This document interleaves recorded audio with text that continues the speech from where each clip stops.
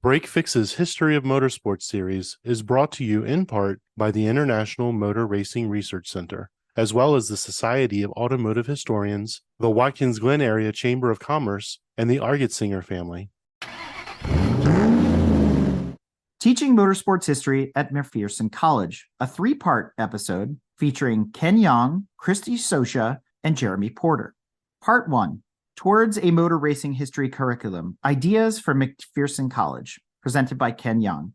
Ken Yong is a social scientist keenly interested in how the automobile shapes our lives. With a PhD in political science and a postdoctoral work in history and economics, Ken has held faculty positions at universities in Japan, Germany, France, and Poland, including a sabbatical and scholar in residence at the University of Science and Technology in Lille, France. For the past 25 years, Ken has been teaching at McPherson College in Kansas, where he is currently chair of the History and Politics Department. The Automotive Restoration Technology program at McPherson College was established in 1996, and since its inception, the curriculum has included the study of technical and social history of the automobile. Given this experience, Ken addresses how McPherson might inform teaching the specialized field of motor racing. He will begin by giving an overview of the McPherson Automotive History curriculum and conclusions about content choices and best teaching practices. By examining the comparative scope of automotive history and motor racing history, Ken presents areas of substantial overlap and differentiation. Finally, he will present suggestions for curriculum and teaching practices, and participants will be requested to share their reflections on the following question.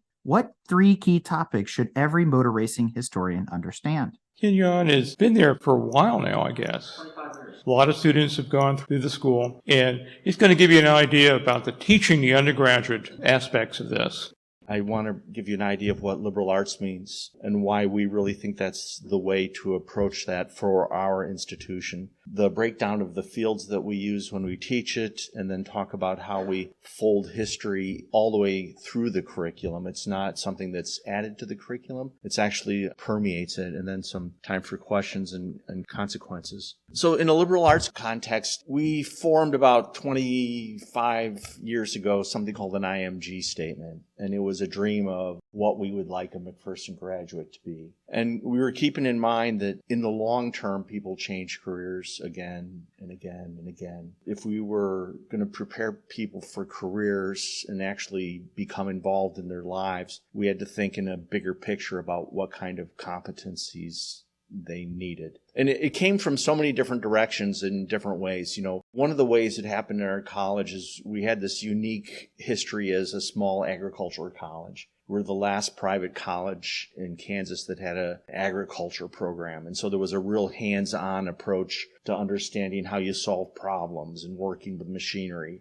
And then in the early 70s, we had a local car collector who just loved cars, and he was a very casual collector. He would buy them at auctions and put them in a shed, and he just liked to look at them. And he came to the college president and said, "I've got all these cars. You could probably fix them, couldn't you?" And the president said, "I don't know." And the guy said, "Well, I've got some money." And the college president said, "Yeah, we can fix those." And so they built a building, and they started an associate's degree. And then we kind of hit hard times. We had a decline in enrollment to college, and we were really trying to sort through how we were going to make it financially. A problem hit us with turnover in the faculty, and we had faculty who were leaving in droves. And so we had to figure out how we were going to recruit people to stay here with the salaries we had. We're in the bottom 1% of the United States in salaries. And so we had to rethink how faculty relationships work and what a job environment was like. And so we came to some conclusions about having a flat kind of egalitarian norm that had been with our institution for a long time.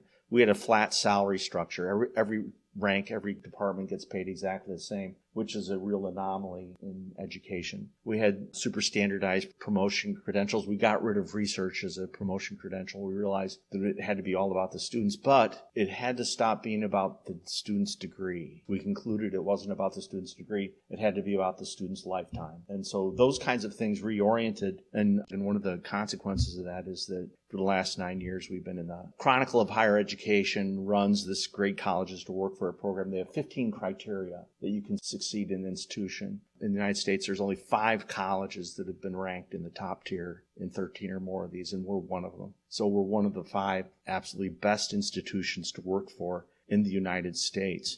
This has a huge spillover. Surrounding yourself with people who want to be where they're at generates a type of dynamic energy that pours into the curriculum. Then we had a new set of challenges we're asking ourselves about exactly how we implement this long-term career path. And we realized that as we were looking at ourselves and our faculty, I would just say we have a tremendous amount of affection for each other. It's like a family, except you like everybody. It's such an amazing environment to work in. Christy and Jeremy and I have been on the road a bunch lately. We went to the KU Research Library to look at digitizing technology. On Monday we're jumping in a car and we're going off to Salina, and we got together for breakfast the other morning, and the faculty and the students were involved in each other's lives. My hobby is vintage bicycle restoration. So Tuesday nights I have bike church at my house, and restoration students come over, we get pizzas, and then we work on vintage bicycles in my basement. Through this kind of collaborative approach to the long term of the career, we've created a different set of relationships in academia. This here is the heart of a real curriculum. A real curriculum, we typically assume to be a set of classes and requirements, but the real thing that drives, and by the way, every one of you knows this, one of the things that draws you to this is the relationships and the integrity. And in this field, there's no substitute for integrity. In a field where there's a lot of money at stake and there's a lot of ways that people can fudge things, and where long-term relationships are actually the things that sustain you, there's no substitute for personal integrity. And so working with a group of people that are beloved by their students transforms the education, because at the very heart of all education, you're asking someone to take something that they believe, and you're asking them to set it aside and exchange it for what you believe. And that's the fundamental dynamic, and it only happens in a position of trust and reliance. I have a lot of things to say about the curriculum of how one teaches it, but it has to begin with a process of recruiting. And so while we were trying to figure out how we would recruit and get people to stay at a job that doesn't, by the way, our salaries are still low. I mean, seriously, we're in the bottom 10% of the United States. Kansas is in the median of the cost of living, but we still have low salaries. But we have places where people love to come to work, and so that bleeds over. So this is fundamental. You figure out how to recruit. You have to clarify your values about the careers. When you bring people to campus, you have to talk to them about that honestly. And one of the first things we lead off is, this doesn't pay much. You need to know it from the get-go before you even go down the path of even having an interview. You need to know up front, this isn't going to pay well. Here's our limits and here's our problems. And you put them up in front because you want people to make sure that they get the jobs that they want to have. Not just in recruitment, but in promotion. So you have to make sure that the promotion process and the incentive process for all of the staff across the whole institution is wed to the institutional goals of students' successful lives. And by successful, what we mean is the student becoming what they want to become. And that's what we mean, of them being developmentally advanced.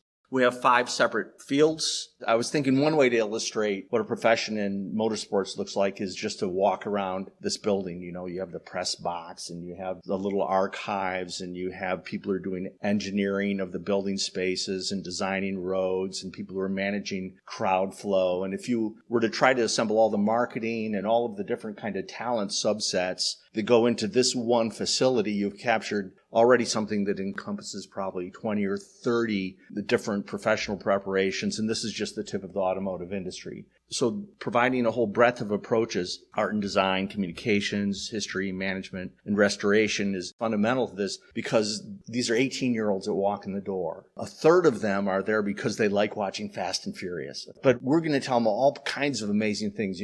There were so many great presentations this morning, for example, made me think about exactly the stuff that we do. Thinking about West Virginia Motorsports, the context of rural life in the West Virginia, up in the mountains, and the impact of the Second World War and the economy. And you have to have liberal arts to do that. You have to have students that go through economics classes and they go through history classes and they understand what the Great Depression was. They roll into the school, thinking Fast and the Furious. And then next Tuesday, we're looking and dissecting Nazi rocket motors from 1945. And they begin to appreciate the depth of the history that's required and the passion that you can have because it ties to who they might be and who they want to be and their fascination for the world around them. The idea of acquiring research acumen, of the desire to be in the library, are things that flow out of this process of engagement. And then the gender issues are something that we put really front and center in our teaching. When I begin teaching automotive racing, the very first thing I start with is Joan Cugnot and Alice Ramsey. So we start with women racers as the way of even introducing automotive racers. We have to produce students that are prepared for a different world than they're coming from.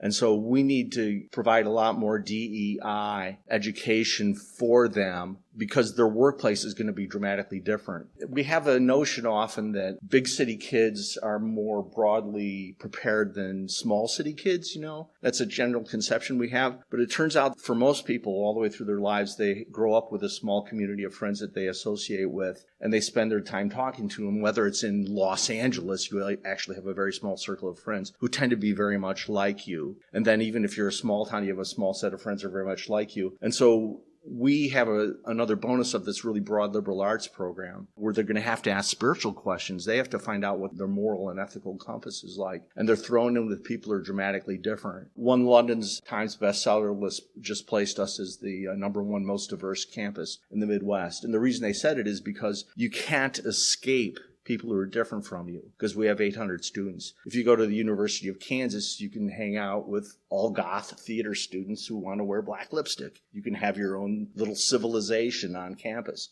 You can't do that where we're at. And we have 1 out of 10 students are international students, and we place them in the workplace. Here's what I mean by history across the curriculum. The 8 gentlemen that I identified previously represent textiles and metallurgy and in the classroom, but also I want to let you know they come from very different backgrounds. That our sheet metal specialist actually was an art historian, and he was a sculptor when we hired him. He's teaching sheet metal. So we have all these different skill sets and dispositions, but at the bottom is this initial sequence of what we traditionally think of as a component set. But the component sets is a physical component set of the car. And so the classes mirror that. But within each one of them, it has its own historical narrative, because you can't understand upholstery, actually completely appreciate it, unless you're also talking about the historical development of textiles and the machinery with which the textiles are being processed, the types of sewing machines. You can't understand the sheet metal development, the way the cars are made, the way they're made, and have the complete understanding unless you understand the different metallurgical processes, advances in materials development, and the types of machinery that was shaped steel. And so every one of these classes, they're substantive, hands-on, muscle memory, touching classes. They have a lab component of working on it. They have a theory component, and every one of them has historical components embedded in it. The social history of the automobile is structured around what I would call the historical component structure of the automobile. And it's important, and we give this class early on in their presentation, and this tends to be for them one of the classes that really opens them up. It's a pretty easy case to argue that the automobile is the most significant technological change in the history of the planet, and that it is a central organizing aspect of every single thing we do in our lives. And when you can place the automobile in the context of someone's personal lives, it's going to determine who you date, where you work, how you spend time with your family, and how you define your family. And when you can put it in an existential context of the student's present and the student's future, they're ready to step beyond a wrench and go out and dig into a book. And so this happens, it doesn't matter what field of human endeavor you're engaged in, at some point the automobile is going to be a significant question for how you live. And so it provides a perspective on history itself. And that's a second stage, along with the history of automotive design, which is taught by our sculptor, that represent these specialized context courses. And then we advance into our research courses and methodology. So we want to make sure that we have a blend of hands-on and theoretical work about the physical artifact. And then we need to make sure that we have the research and methodological tools of archival, of vetting research materials, of search engines. And it can be, even if you have a mechanical bent, you need to know what the bolt heads were, how were they shaped, how are they stamped, how many stitches per inch go into the upholstery. And so you need research skills to go with that. And so we have a 3-stage process for that, which is an introduction to research methods, the technology and society, which is a broader theoretical class, and then we have historiography as an advanced research. These are all done at undergraduate. There's very few undergraduate sequences where they have 4 methodology classes. I don't know of any programs in the world, let alone an automotive restoration program, that have 4 specific historiographic and methodological courses within them. And then our senior thesis is one of the things that we really want to do is we want to make this like into a playground of knowledge. What these central organizing concepts are, we're going to give you specific case studies. We're going to draw on specific personages. For instance, I have a short list. There's only 4 things you need to know to be an automotive historian. You need to know who Henry Ford is. You need to know what the Model T is. You need to know who Harley Earl is. And you need to know who Alex Tremulous is. And those 4 things. And if you know those things, that gives you the tools you need because you can look at the lives of great men. You can look at the history of industrialization. You can look at the artistic expression, the way we engage with the car, the development, the globalization of the industry. And once you have those case studies, it lays a groundwork where you get to do what you want to do. And so it's kind of like presenting a buffet for the students, and then you cut them loose. And then you say, now, for your thesis, you're going to do anything you want, which includes, recently I've supervised theses on the history of the banjo, women in piracy. The list, it just goes places that would be totally unexpected, but they get to follow their dreams, they follow their passions, and they move on to the careers that they want to develop. And that's our history across the curriculum for the college.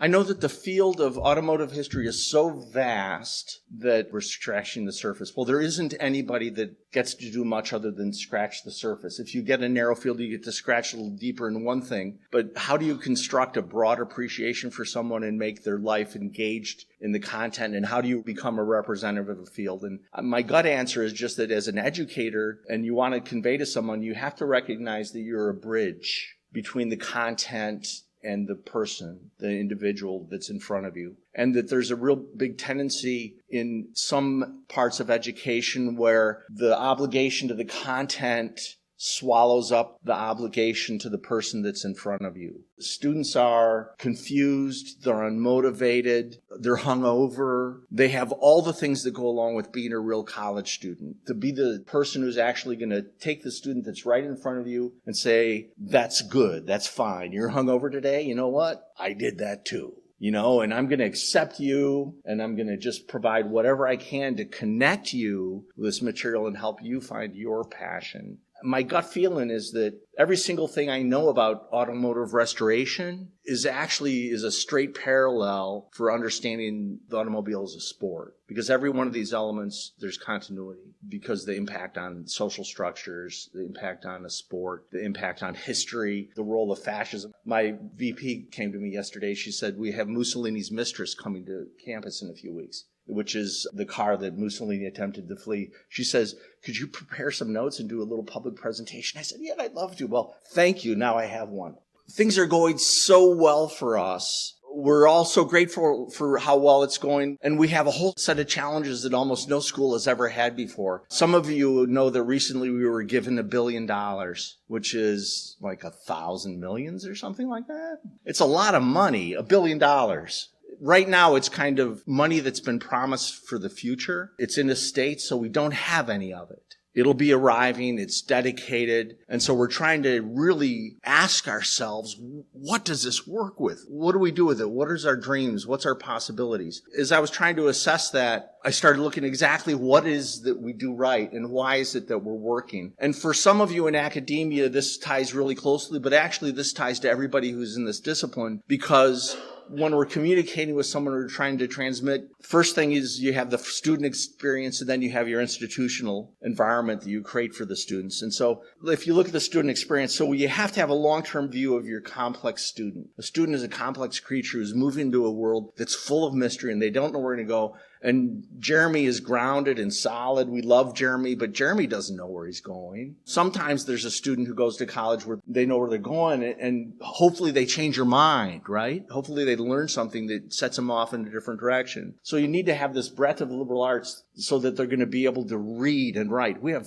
5 writing classes in our sequence. Our students can write when they leave, and you've got to be able to write. And we have public speaking sequences. They've got to be able to articulate the automobile as a dream, because this is the language. It's the language of dreams. That's what the automobile is all about. At the same time, you need to provide concrete experiences. 80% of our students go through internships across the whole institutions. That means psychology students, art students, theology students. They go to internships. We had 99% of our class of 2022 job placement within 6 months. 99%. And we had, of our students who wanted to go to graduate school, we had 90% placement rates in graduate schools because we work internships and we work futures and career plans. We do that with the events. We do that so that we have an exploratory process where students have different gifts, but they don't know what they are. And it's so easy for us, as all of us in this room, to define ourselves by the things that we can't do. I can't do that because I don't have that skill. And it turns out that, most of life is just showing up.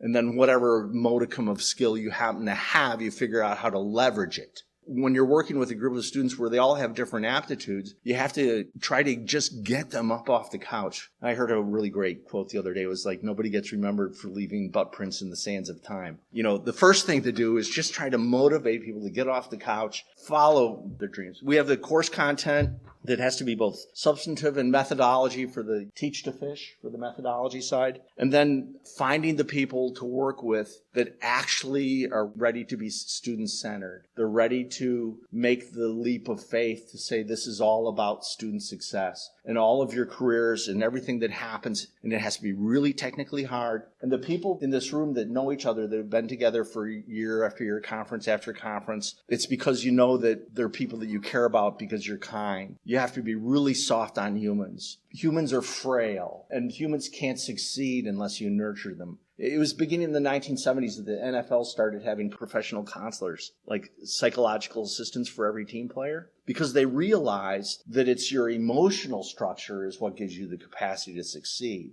And especially in college life, most people don't understand that how much college life has changed in the generation since I went to college. When I was in college, it was okay for the faculty to say, well, they were unmotivated, so I guess they're out of luck. They got messed up, something bad happened, and I guess they're out of luck. I got a student who came forward last week, wouldn't tell me, someone else told me, his mother got shot in a drive-by. She's been in a coma for 5 weeks. If he doesn't come to class, who's going to stop and intervene? The real things that are the barriers to student success, rarely are they about intellect. Rarely are they about intellect. Usually it's about figuring how to get up out of bed in the morning, trying to find some kind of sense of self-worth and self-dignity. If you have an educational infrastructure that's going to succeed, it actually has to deal with that if you want excellence, and it has to deal with that issue of alcoholism and drug addiction in your staff and your colleagues and personal lives and divorces. And so it has to be technically hard, but it has to be humanly soft. And that's how you succeed in teaching auto history. Thank you, Ken. Any questions or comments? Do you accept vehicles for donation, and what do you do with cars when you finish restoring them? Yeah, we gladly accept vehicles for donation, and in a lot of ways, the kind of donation challenge that Christy has. We've had in the past where people want to send us cars to restore, but it's really horrible for them because what we do is when it's time to do a certain fender shape, we pull out the cars with that fender shape and we work on it. And so were you to send us a car for restoration, we couldn't promise it would ever get done. So we don't do that. When we get cars for donations, sometimes we put them into our archive of cars that we use as sample works for students to look at and to understand and as teaching tools, for suspension types and engines and radiators. And then sometimes on occasion we'll pick one as a restoration project. In the past, we've been giving free auction space at some prestigious auctions where we can auction those off and use it to support the education program. Maintaining a shop space with all these kinds of resources is really expensive. Tools, materials, liquids, paints, and it's an expensive proposition.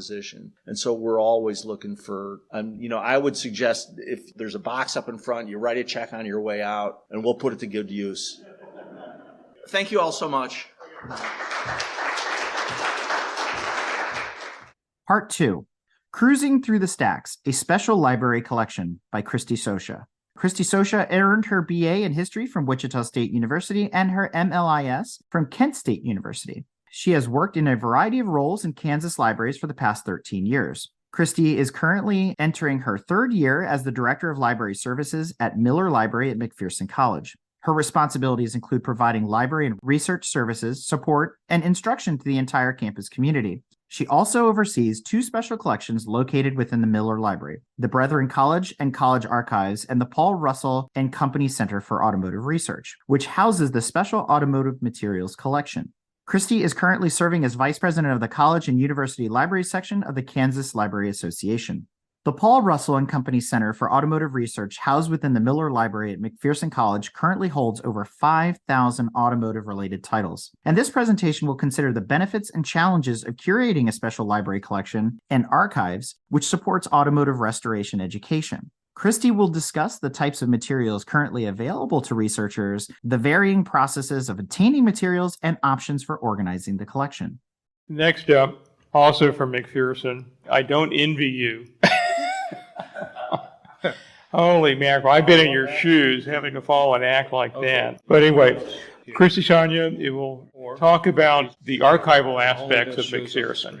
All right, good afternoon. I am Kristie Sojka. I am in my third year as director of Miller Library at McPherson College. It was actually the Automotive Restoration Department that, in a roundabout way, brought me to McPherson. I was working as the head of instruction and circulation at another university in Wichita, which is where I live. It's about an hour south of McPherson. And my third oldest son was trying to figure out where he was going to go to college. And he was looking at some 2-year associate degree programs in automotive. And I had heard about McPherson College's program through some library contacts that I knew. I can't remember for sure, but I said, hey, I sent him the link to the website and said, check this out. And he said, yeah, this looks more like what I really want to do. So we went to the campus for a visit for our son. As we progressed through that day, I came away with this feeling, and I can only describe it as this vibe that I was getting as we met people. Everyone we encountered welcomed us. They said hello. And this was a community vibe that I was not feeling on my current campus where I was working. At the end of that day, I said, Riley, I think this is really the place that you want to be. You know, of course, it's your decision. But he decided yes. And so he applied, he was accepted, and was on his way to getting started the next fall. In June of that year, I received an email through a library listserv, and there was a job opening at McPherson College for the Director of Library Services. It was my goal to become a library director. I kept thinking about this positive feeling that I had when I was on that campus. And so I applied for the job. And then I asked Riley, hey, is this okay? He was like, I guess. I came out for my interview, and one of the people that I got to meet with that day was the head of our auto restoration program. And she shared with me this plan that had been started at this point for renovating a part of the library to dedicate for our automotive restoration materials collection. So that was kind of my first introduction to that collection. And so I ended up getting the job and I accepted. I like to say, follow me for more parenting tips. This is how you follow your kid to college. If anyone's interested in doing that, that's how you do it. But I always show this slide in all of my presentations when I present to students on campus, referencing our mission for the library. And we're really on campus to provide access to information and then to help our students to learn how to locate, use, and evaluate the information that they're coming into contact with. I want to give you a little rundown of overall view of our library resources. So currently we have about 55,000 physical items. This is our whole collection, including books, DVDs, and periodicals. We have 145,000 ebook titles available to us currently. This number, 10,500, is a little different. In your program, it says 5,000 active automotive restoration titles. This number has actually grown to 10,500 just in a short period. It continues to grow almost on a daily basis, and I'll talk about why a little bit later. We also have about 60 databases providing access to thousands of academic journals, streaming films, including documentaries, and then more such as newspapers. I just added a brand new to us database with the automotive restoration program in mind. It is Chilton Library. It will have access to all of Chilton's repair manuals online. Although we do have repair manuals as part of our library collection, our students will be able to access these from the sheds, for example. So when they're out there working on their cars, they'll be able to access that important information. So when I arrived at McPherson and Miller Library, the automotive restoration collection was housed in a room. It's an okay sized room, but the collection had grown so much that the room was basically crammed full of the books and magazines. Shelving was like ceiling high, and it was very dark in there when everything was still in that room. It was cramped, and there wasn't a lot of room for our students to work. The vision was to create a space that would be more accessible to our students. Through the generosity of Melanie and Richard Lundquist, who donated a $1 million gift to us to put towards the renovation of a wing of the upper level of the library, we were able to dedicate the Paul Russell and Company Center for Automotive Research in May of 2022. This space has created just a lot more room for our students and for other researchers to come and access our collections. And I have a little drawing here of our floor plan for the library. The plan on the left is our main floor, and this is where the former space was located, in that room circled in red. On the other side, you will see the second floor where the Paul Russell and Company Center is now located, and it encompasses that entire wing of the library at this point. So you can see significant size difference.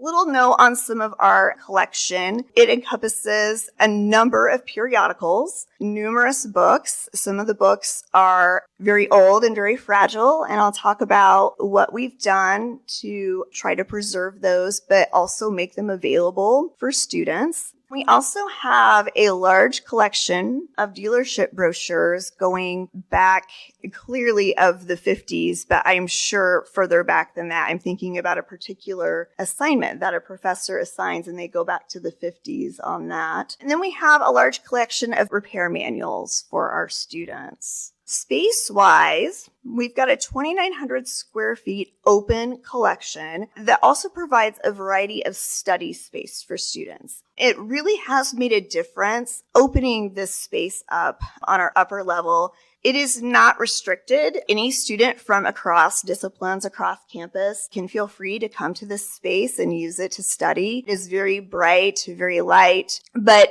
the space houses our open part of our collection. Also have 1,296 square feet of restricted space, which is enclosed in a glass room. We keep it locked because these are materials that we consider to be more rare, more difficult to replace if something were to happen to them. But we do provide study spaces within this room so that our students and our researchers can still access these items. They just come to us at the front desk and ask to be let in, and we unlock that room for them, and they are able to work in there. And then we also have a small office for our auto restoration students who work at the library. They do some of their work from this room. It's located right alongside these other spaces, and this makes them available for any other students who have questions. And they're very familiar with these collections. They use them and they work with them on a daily basis. So I thought it was important to have them upstairs right there. Within this special collection, we have a couple of smaller special collections, one being our dealership brochures. As I said, these go back quite a ways. This filing cabinet is almost full, and I have another room full of brochures. It's a beautiful collection to see what the dealers were highlighting, who they were targeting with their advertising. I like to have students think about some of those questions of like, who was the target audience for this? Was it the wife and mother? Was it the single bachelor? Depends on the automobile. And then those Duesenberg blueprints, and these are the drawers where they have been. Jeremy, from I think my first day almost at McPherson, has been knocking down my door to figure out how can we digitize these. It was a brilliant solution to have him work on this as an independent study. And so he is doing this research of what do we need to do to make that happen. A little bit about some of the collaborations that I am privileged to work with. I have a quote that is on a sticky note on the bottom of my desktop computer at work, and it says, "Leadership is about relationships. Build them."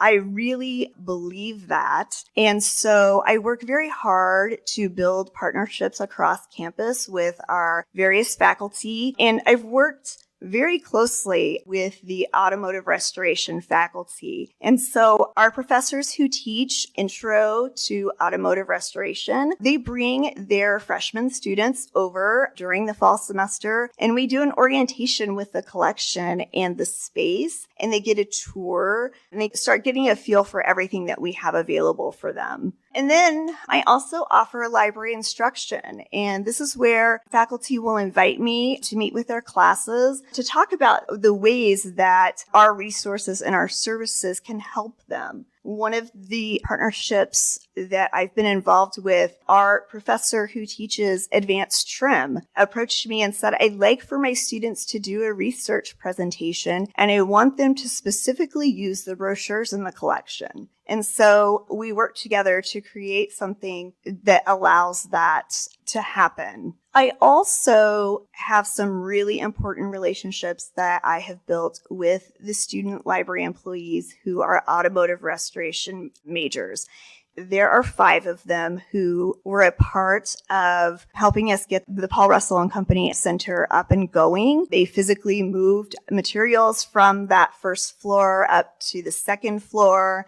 And so we included them in that day because it was really important for me to recognize the hard work that they had put forth. But I try to identify their strengths and their interests, and they have projects that I give them that will hopefully help them to explore those strengths and interests at a deeper level. So when I started out thinking about what I would include in this presentation, I was thinking about some of the challenges curating this type of collection. Donations came to mind when I was thinking about challenges, although there are many, many benefits to the donations that we receive. These photos are from 4 separate storage spaces that I have currently in the library. This is why the collection keeps growing. We have a backlog right now of donations. I have 2 of our automotive restoration students who are working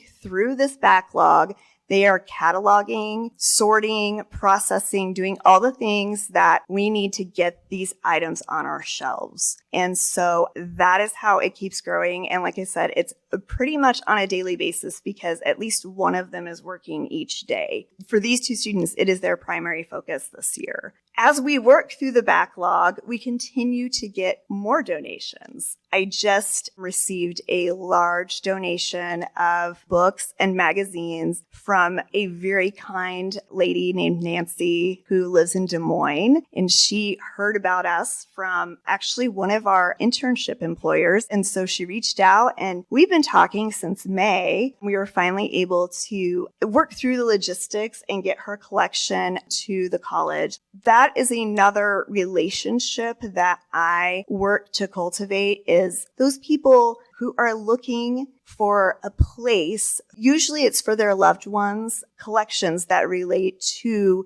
the cars or vehicles that were interesting to them. And so I had a lovely couple from New Jersey who came to see me last year to bring me a collection. Another couple from Michigan, but became very emotional because these were her father's books, and they were so excited that our students would benefit and that someone would continue to benefit from the books that they were bringing us. And so really the challenge is having the space to continue to store them. Jeremy mentioned Templeton, and even over there, they had a couple of pallets of donations that we just brought over to the library in the last couple of weeks. So it's an ongoing, continuous cycle, but the real challenge is the space issue. And I hope that it continues to be an issue because it is a wonderful way for us to add to our collection and to support the learning of our students.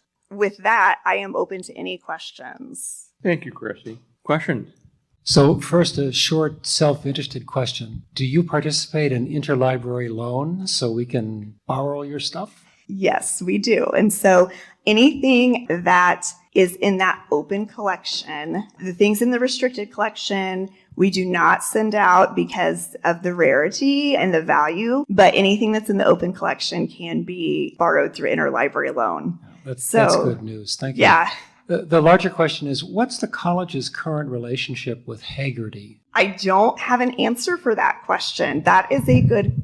Okay, Jeremy can answer that actually. They are very strong supporters of the school. McKeel Haggerty actually helped found our Automotive Restoration Board, support to the school, and their board specifically to our program. But he's at events such as Pebble Beach. People lunch there every summer at the Longquest residence. They sponsor a lunch for internship students, scholarship students, just to meet with members of that kind of world. So actually this past summer, I had lunch with McKeel Haggerty, which was great, but Haggerty is very supportive of our school. I know we have some alums that work there. The one I know most off the top of my head, his name is Kyle Smith. He is actually an author for him and writes articles specifically within the motorcycles. So it's not just cars. I'll leave it at that. The question I had was, how many restoration students work in the library? So this year we have 4. The last 2 years it's been 5. Just worked out that it was 4 this year. So I like that number of 4 to 5.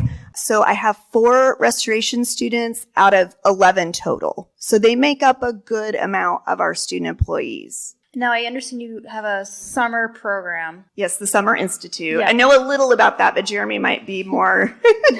Better question for him. But I guess in the greater scheme of things, do you have programs for adults, continued, learning education, things like that for those of us who maybe aren't lucky enough to be, 18 again? Yes, so our Summer Institute is actually a perfect opportunity for anyone who has an interest can come and participate in the Summer Institute. Very cool. Thank you. Thank you, Christy. That was great. Thank you. Very informative.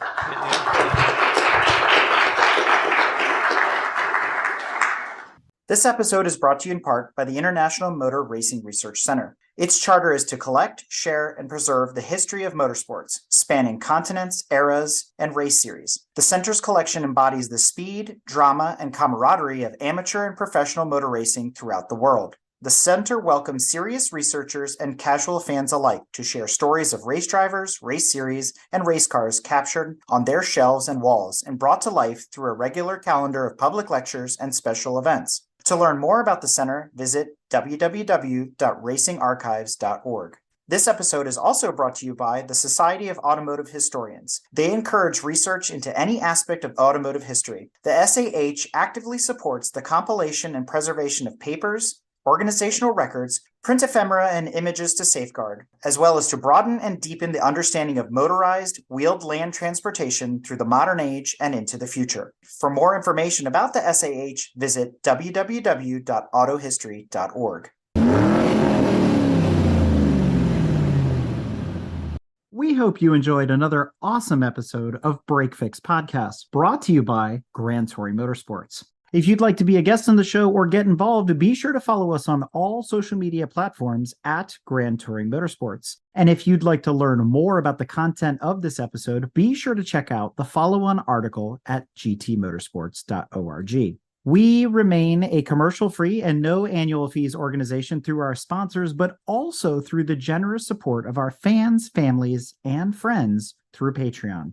For as little as $2.50 a month, you can get access to more behind-the-scenes action, additional pit stop minisodes, and other VIP goodies, as well as keeping our team of creators fed on their strict diet of Fig Newtons, gummy bears, and Monster. So consider signing up for Patreon today at www.patreon.com/GT Motorsports. And remember, without you, none of this would be possible.